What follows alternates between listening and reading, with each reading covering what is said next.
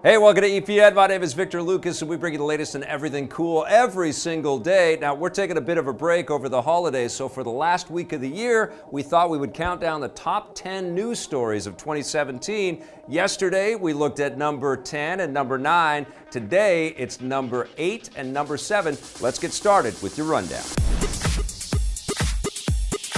All right, coming in at number 8 is the biggest gaming trade show of the year, E3. This was the first E3 in history that was open to the public. For the first time ever, 15,000 tickets were available for members of the general public to purchase online, with prices ranging from $150 to $250 a head.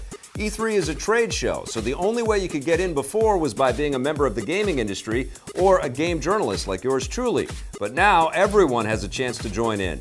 There are concerns about how it played out, though. The 15,000 extra people made the event noticeably more crowded, making it almost impossible to get through the show floor at peak times. There were also massive lines to try out the best games, with some attendees saying that they had to wait as much as 8 hours just to play a 15-minute demo. Since the Entertainment Software Association, which runs E3, plans to continue with public tickets next year, they're going to have to ask some difficult questions. How many people should they let in overall? Maybe they should increase the number of show days. And they need to communicate better with publishers like Nintendo and Sony to make sure that their booths are big enough to accommodate the extra people. They probably won't stop letting in members of the public. The reason they did it in the first place was to make E3 relevant again. Several big companies had pulled out of the show in recent years, and other more public-centric events like PAX, the Tokyo Game Show, and Gamescom were getting more popular.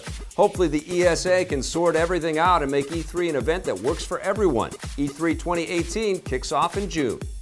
The 7th biggest news story of 2017 might make you want to cry or at least smash your computer. The biggest cyber attack in history took place in 2017. Back in May, the WannaCry ransomware, also known as Cryptor, infected millions and millions of Windows computers worldwide. Along with regular everyday users, the attack also targeted Britain's National Health Service, taking their computers offline and forcing them to suspend medical services in many hospitals. WannaCry also targeted the American shipping giant FedEx, as well as Spanish telecommunications giant Telefonica, taking services offline in the country. The way ransomware works is that it basically gets into your computer and locks you out of it, forcing you to pay the hackers money, or a ransom, in order to get back in and access your files. The makers of WannaCry demanded hundreds of dollars from each user paid to them in the Bitcoin cryptocurrency, which made it harder to track them down. Luckily, Microsoft and other tech companies soon found a fix and released security updates a few days later, stopping the spread of the virus.